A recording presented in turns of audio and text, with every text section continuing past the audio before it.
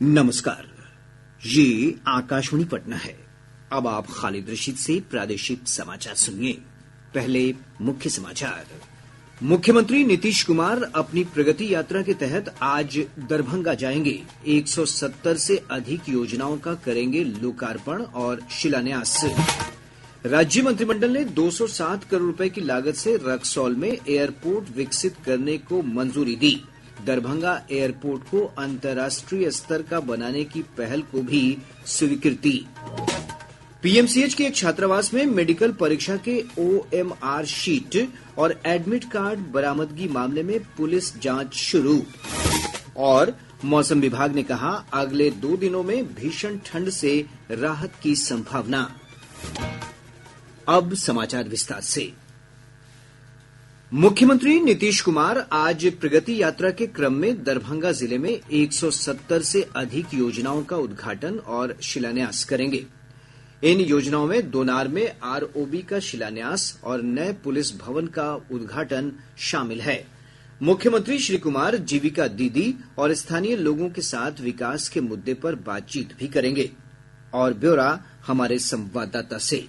मुख्यमंत्री नीतीश कुमार सबसे पहले सिंहवाड़ा प्रखंड के भराठी में 35 करोड़ से अधिक की लागत से बने बृहद आश्रय गृह का लोकार्पण करेंगे। फिर सिमरी में नवनिर्मित कस्तूरबा गांधी बालिका आवासीय विद्यालय भवन का लोकार्पण करने के पश्चात सिमरी उच्च विद्यालय प्रांगण में जिले के अनेक योजनाओं का शिलान्यास एवं उद्घाटन रिमोट के माध्यम से करेंगे। यात्रा के क्रम में मुख्यमंत्री दरभंगा के ऐतिहासिक हराही तालाब का भी निरीक्षण करेंगे। इस यात्रा में मुख्यमंत्री के साथ एनडीए के कई नेता मौजूद रहेंगे। आकाशवाणी के लिए दरभंगा से मैं मणिकांत झा। राज्य मंत्रिमंडल ने रक्सौल एयरपोर्ट के विकास की योजनाओं को अपनी मंजूरी प्रदान कर दी है। इसके निर्माण के लिए 139 एकड़ जमीन का अधिग्रहण किया जाएगा। कैबिनेट की बैठक के बाद विभाग के अपर मुख्य सचिव डॉक्टर एस सिद्धार्थ ने बताया कि इसके निर्माण पर 207 करोड़ रुपए खर्च होंगे।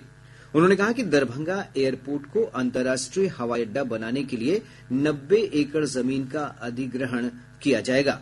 डॉक्टर सिद्धार्थ ने कहा कि राज्य सरकार ने गन्ना की खरीद मूल्य में 10 रुपए प्रति क्विंटल की बढ़ोतरी की है। गन्ना किसान का पेराई मूल्य में 10 रुपए की वृद्धि होनी थी। पहले 10 हुई थी इसी सीजन में, उसके अतिरिक्त 10 रुपए सरकार ने भी घोषित की। तो इस पूरे वृद्धि में 70 करोड़ रुपए इसमें व्यय होंगे और सभी गन्ना किसानों को सरकार की तरफ से 10 रुपए और बाकी जो मिल का वैसे भी दर है 10 रुपए बढ़ गया था, तो 20 रुपए वृद्धि हुई है। डॉक्टर सिद्धार्थ ने बताया कि वैशाली और सीतामढ़ी जिले में नए औद्योगिक क्षेत्र के निर्माण के प्रस्ताव को भी मंत्रिमंडल ने मंजूरी दी है। वैशाली जिला में नए औद्योगिक क्षेत्र के निर्माण की घोषणा की गई है। इसके तहत 1243.45 एकड़ भूमि का अधिग्रहण होगा। इसके लिए 1001 करोड़ 92,15,154 रुपए व्यय होंगे। औद्योगिक क्षेत्र के विकास के मद्देनजर सीतामढ़ी जिले में नया औद्योगिक क्षेत्र बनेगा, जिसमें 504.52 एकड़ अधिग्रहण होगा। इसमें 298 करोड़ 77,06,366 रुपीज व्यय होंगे। प्रधानमंत्री नरेंद्र मोदी ने सरकारी योजनाओं का 100% लाभ लोगों तक पहुंचाने की आवश्यकता पर बल दिया है। उन्होंने जोर देकर कहा कि सही सामाजिक न्याय और धर्मनिरपेक्षता के लिए ऐसा करना अनिवार्य है। श्री मोदी ने ये विचार प्रमुख उद्यमी निखिल कामत को दिए एक साक्षात्कार में व्यक्त किए हैं। श्री मोदी ने सोशल मीडिया, यूपीआई और तकनीक के महत्व को उजागर करते हुए कहा कि ये लोकतंत्र और इसके सशक्तिकरण के लिए अत्यंत महत्वपूर्ण साधन हैं। आज मैं 30 सेकंड में 10 करोड़ किसानों के खाते में सीधे पैसे भेज सकता। मैं आज देश के 13 करोड़ गैस सिलेंडर के उपभोक्ताओं को सब्सिडी के पैसे एक क्लिक से 30 सेकंड में भेज सकता। क्यों? जनधन अकाउंट किसी को लगे कब होता, लेकिन देश के करोड़ों रुपये जो लीकेज होता था, जो भ्रष्टाचार होता था, वो गया और टेक्नोलॉजी का एक उपयोग हुआ। वर्तमान चुनौतियों के बारे में पूछे गए सवाल का उत्तर देते हुए प्रधानमंत्री ने कहा कि विश्व भारत पर इसलिए भरोसा करता है कि उसका दृष्टिकोण निष्पक्ष है। श्री मोदी ने कहा कि मौजूदा वैश्विक संकट के दौरान भारत ने बार बार यह कहा है कि वह शांति के पक्ष में है। सांख्यिकी और कार्यक्रम कार्यान्वयन मंत्रालय के आंकड़ों के अनुसार भारत का औद्योगिक उत्पादन नवंबर में 6 महीने के उच्चतम स्तर 5.2% पर पहुंच गया, जो अक्टूबर में 3.5% था। एक रिपोर्ट। आंकड़ों के अनुसार औद्योगिक उत्पादन सूचकांक के 3 प्रमुख घटकों में से विनिर्माण उत्पादन नवंबर में 5.8% बढ़ गया, जबकि बिजली उत्पादन में 4.4% और खनन गतिविधियों में 1.9% की वृद्धि हुई। नवंबर 2023 की तुलना में नवंबर 2024 में उपयोग आधारित वर्गीकरण के अनुसार IIP की वृद्धि दर प्राथमिक वस्तुओं में 2.7%, पूंजीगत वस्तुओं में 9%, मध्यवर्ती वस्तुओं में 5%, बुनियादी ढांचे या निर्माण वस्तुओं में 10% और उपभोक्ता में 13.1% रही। टिकाऊ और गैर टिकाऊ उपभोक्ता वस्तुओं में 0.6% वृद्धि हुई। आयुषी की रिपोर्ट के साथ समाचार कक्ष से प्राची प्रिया। गृह मंत्री अमित शाह आज मादक पदार्थों की तस्करी और राष्ट्रीय सुरक्षा पर नई दिल्ली में आयोजित क्षेत्रीय सम्मेलन की अध्यक्षता करेंगे।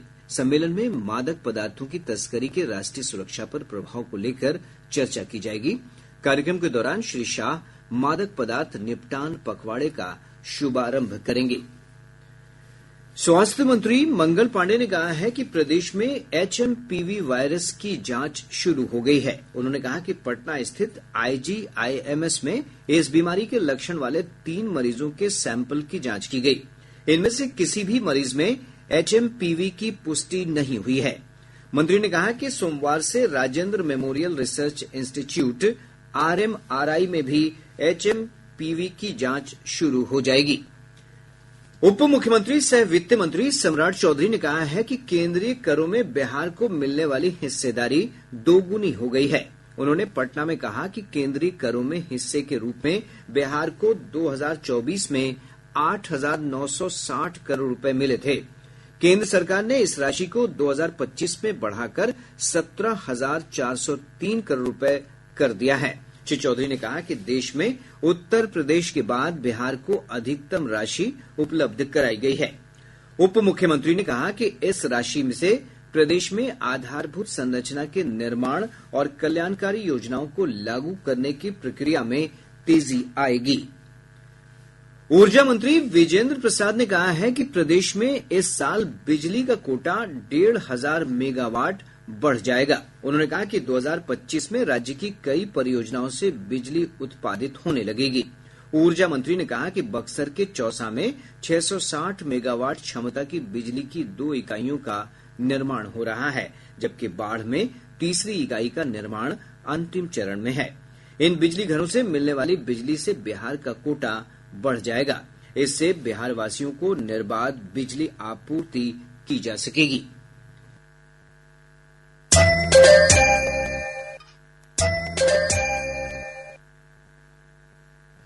प्रादेशिक समाचार आप आकाशवाणी पटना से सुन रहे हैं।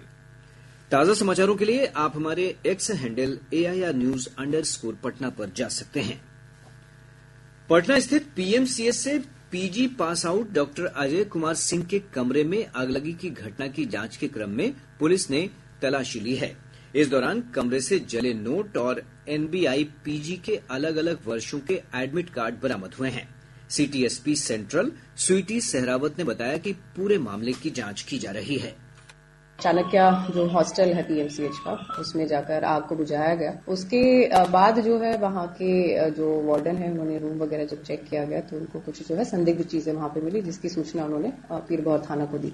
पीरबौर थाना की टीम और साथ में जो PMCH के प्रिंसिपल है, वार्डन है, उन सबके द्वारा जो है संयुक्त रूप से रूम को चेक किया गया, जिसमें वहाँ से एक शराब की बोतल भी मिली, जिसमें जो है पीरबौर थाना में कांड दर्ज किया जा रहा है। उसमें जले हुए नोट भी मिले जो करीब 2,75,000 है। ये एडमिट कार्ड्स हैं, कुछ जली हुई OMR शीट्स हैं।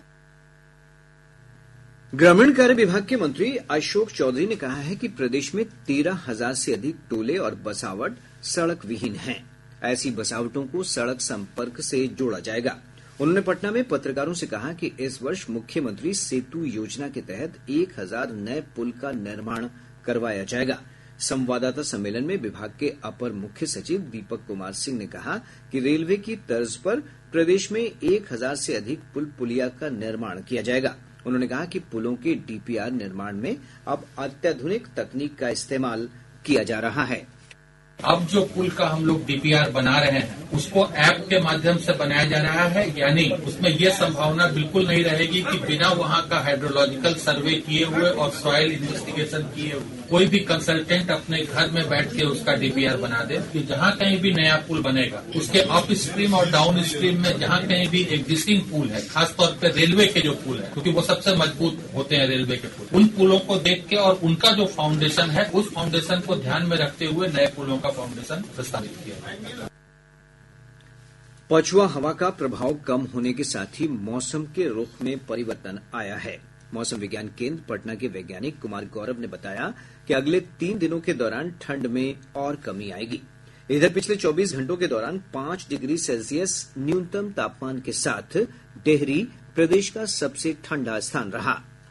अगले 2 दिनों के दौरान मौसम आमतौर से शुष्क बना रहेगा। तत्पश्चात तीसरे दिन प्रदेश के दक्षिण पश्चिम भाग के जिलों विशेषकर बक्सर, कैमूर, रोहतास आदि में 1 या 2 स्थानों में हल्की वर्षा की संभावना है। अगले 3 दिनों के दौरान प्रदेश के न्यूनतम तापमान में वृद्धि देखी जा सकती है। पटना के ऐतिहासिक गांधी मैदान में गणतंत्र दिवस पर आयोजित होने वाले समारोह को लेकर प्रशासनिक तैयारियां शुरू कर दी गई हैं। आज से परेड का पूर्वाभ्यास शुरू हो गया है, जो 24 जनवरी तक चलेगा। प्रदेश में डीएलएड संयुक्त प्रवेश परीक्षा 2025 के लिए आवेदन की प्रक्रिया आज से शुरू हो रही है। इस परीक्षा के माध्यम से 306 डीएलएड कॉलेज की 30,750 सीटों पर नामांकन होगा। पटना के मोइनुल स्टेडियम में 23 जनवरी से 26 जनवरी तक रणजी ट्रॉफी क्रिकेट प्रतियोगिता के दूसरे चरण के तहत बिहार का मुकाबला उत्तर प्रदेश से होगा। इस मुकाबले में भारतीय टीम के 2 खिलाड़ी रिंकू सिंह और नीतीश राणा यूपी टीम की ओर से खेलते नजर आएंगे। ओडिशा के भुवनेश्वर में संपन्न राष्ट्रीय रैंकिंग पिकल बॉल चैंपियनशिप में बिहार के खिलाड़ियों ने 1 स्वर्ण 7 रजत समेत कुल 11 पदक जीते हैं। शिक्षा विभाग ने शिक्षकों के तबादले की पहली सूची जारी कर दी है। पहले चरण में कैंसर पीड़ित शिक्षकों का स्थानांतरण किया गया है। अब पटना से प्रकाशित प्रमुख समाचार पत्रों की सुर्खियां। आज के सभी समाचार पत्रों ने अलग अलग खबरों को प्रमुखता से प्रकाशित किया है। हिन्दुस्तान ने कैबिनेट से जुड़ी खबर का शीर्षक लगाया है, प्रगति यात्रा के 21 वायदों पर मुहर। दैनिक जागरण लिखता है, राजद के विधायक और पूर्व मंत्री आलोक मेहता के ठिकानों पर ईडी का छापा। दैनिक भास्कर ने शिक्षकों के तबादले से जुड़ी खबर का शीर्षक लगाया है, शिक्षकों का तबादला शुरू, 35 कैंसर पीड़ित को ऐच्छिक स्थान पर पोस्टिंग। और अब अंत में मुख्य समाचार एक बार फिर। मुख्यमंत्री नीतीश कुमार अपनी प्रगति यात्रा के तहत आज दरभंगा जाएंगे।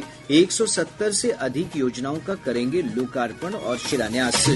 राज्य मंत्रिमंडल ने 207 करोड़ रुपए की लागत से रक्सौल में एयरपोर्ट विकसित करने को मंजूरी दी।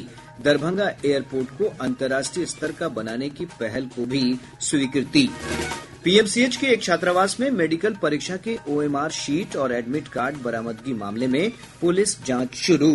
और मौसम विभाग ने कहा, अगले 2 दिनों में भीषण ठंड से राहत की संभावना। इसके साथ ही आकाशवाणी पटना से प्रसारित प्रादेशिक समाचार का ये अंक समाप्त हुआ। आकाशवाणी पटना से अगला समाचार बुलेटिन दोपहर बाद 3:10 पर प्रसारित किया जाएगा।